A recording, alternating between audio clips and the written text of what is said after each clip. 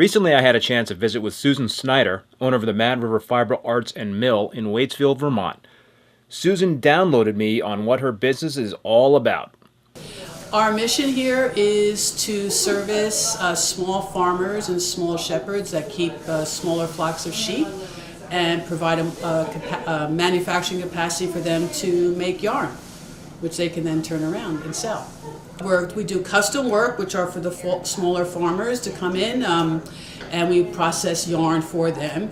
But then we also have our retail/wholesale side, which is where our own label, it's all 100% Vermont wool, most of it which we have purchased right here from the valley.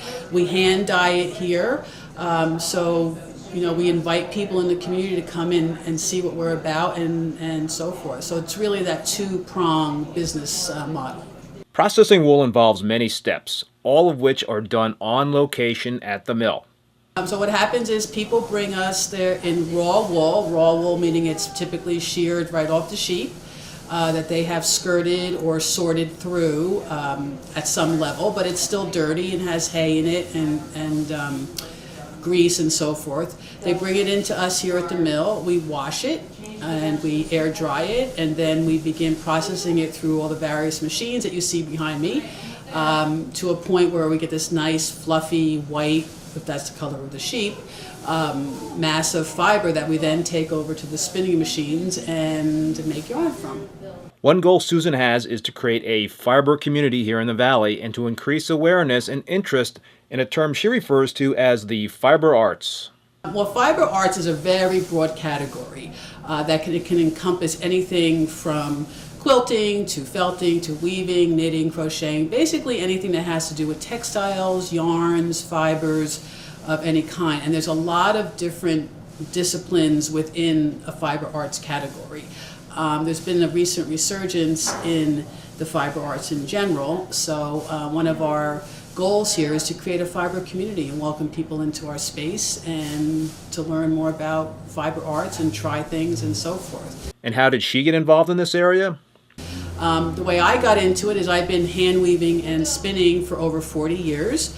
I learned how to sew when I was just a teenager, and I was just really hooked on weaving and spinning, and I started to weave, and then I taught myself how to hand spin, and then I said, well, now I need to process raw wool right from the sheep and make the yarn right from that, and then it just takes off from there. Then you're going to dye it, and then, but I did stop at owning animals. That is where I stopped. I just did not want to own the sheep themselves.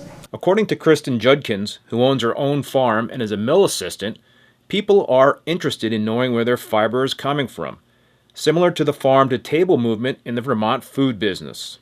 But in the same way that people are curious about where their food comes from and they want to support their local food movements, people are also curious about where's their fiber coming from, where's their yarn coming from. I started my little farm about 10 years ago, and I have a large group of people from all over the world that support me, and they love getting that package of yarn that says, with a little picture, this is Gizmo's yarn. This yarn is made from Gizmo, and I put some mohair from my goat Veritech in there with it, and it's all spun together, and they can come to the farm, and they can meet the animals that created the wool that is in the sweater that they're wearing. Keith Berkelhammer, Mad River Valley TV. Just a reminder that your support directly impacts our small community by helping our station provide public access to the airways and online platforms, giving community members a means to express their views and opinions. Please consider a 100% tax-deductible contribution to MRV TV by visiting the Donate section on mrvtv.com.